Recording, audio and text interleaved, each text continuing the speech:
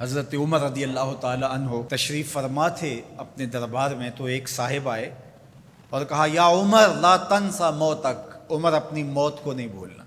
یار بھرے دربار میں کسی کو یہ بات کہی جائے تو اس کا رد عمل کیا ہوگا، لیکن حضرت عمر رضی اللہ تعالیٰ عنہ یوں کانپنے لگے جس طرح بید کی شاخ کانپتی۔ اس کو قریب کیا، محبت کی، کہا اگر تو روز آ جایا کرے اور یہ جملہ مجھے کہا کرے تو تیری مہربانی ہوگی، مہینے کے بعد مشاہرہ بھی دیا کروں گا۔ روز آتا ہے، بھری مجلس میں کہتا ہے عمر موت کو نہیں بھولنا۔ ایک دن وہ آیا، آپ نے اسے بلایا، محبت کی اور اس کو مشاہرہ دیا اور الوداع کہنا چاہا تو اس نے کہا کہ میرے سے کوئی گستاخی ہو گئی؟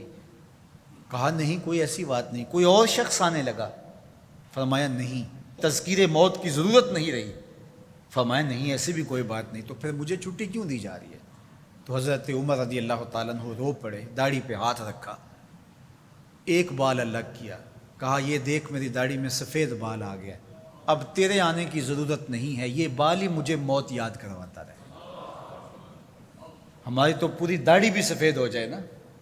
میاں صاحب بولے ہڈیاں کمبن گوڈے کھڑکن تے اڑ گیا لک تیرا، ہڈیاں کمبن گوڈے کھڑکن تے اڑ گیا لک تیرا، اجے بھی بدیوں باز نہ آئوں جیو مرد دلیرا، فما اصبرہم علی النار۔ اللہ قرآن مجید میں فرماتا ہے لوگوں کا آگ پر کتنا حوصلہ ہے، کتنی ڈٹائی سے، دلیری سے کہہ دیتے ہیں یہ جہاں مٹھا اگلا کس نے ڈٹھا۔ جب ہم کسی کے جنازے کو کندھا دیتے تو ہم سمجھتے ہیں اسی کے جنازے کو کندھا دیا، یہ نہیں سوچتے کہ یہ وقت ہمارے اوپر بھی آنے والا ہے۔ خیر کن فلاں و غنیمت شمار عمر، زاں کے بیشتر بانگ برآیت کہ فلاں نماز۔ شیخ سعدی فرماتے ہیں کہ اے صاحب نیکی کر لے اور غنیمت شمار کر اس عمر کو، اس سے قبل کہ تیرے لیے بھی اعلان ہو جائے کہ فلاں بھی چلا گیا۔ پہلے تو سپیکروں میں اعلان ہوتا تھا، فیس بک پہ خبر آتی ہے فلاں بھی چلا گیا، فلاں بھی چلا گیا۔ اس سے قبل کہ یہ آواز آ جائے، یہ اعلان ہو جائے، یہ خبر مشتہر ہو جائے کہ فلاں بھی چلا گیا، تو یہ خبر آنے والی ہے، آج نہیں تو کل، کل نہیں تو پرسوں۔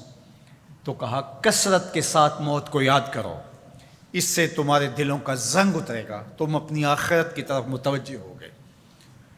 اور دوسری بات ارشاد فرمائی وَتِلَاوَةُ القرآن، اور قرآن مجید کی تلاوت کرو۔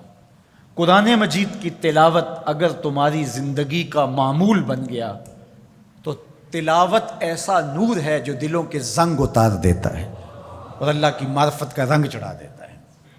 اس لیے دو چیزیں دلوں کے زنگ اتارتی ہیں، ایک کثرت کے ساتھ موت کو یاد، اس کے لیے کوئی نصاب نہیں پڑھنا پڑتا، کسی کے پاس جا کے بیٹھنا نہیں پڑتا، یہ خاموش مبلغ ہے، اس مبلغ کو سننے کے لیے سفر کر کے نہیں جانا پڑتا، اس کو کسی ٹیپ ریکارڈر کے اندر محفوظ کر کے کان کے ساتھ نہیں لگانا پڑتا، کوئی بٹن آن نہیں کرنا پڑتا، اب لائٹ ہے اب سن سکوں گا، اب لائٹ چلی گئی اب نہیں سن سکوں گا، اس کے لیے کوئی وقت متعین اور مقرر نہیں ہے۔ یہ ایسا مبلغ ہے، یہ خاموش واعظ ہے، جب چاہو اس کو سن سکتے ہو۔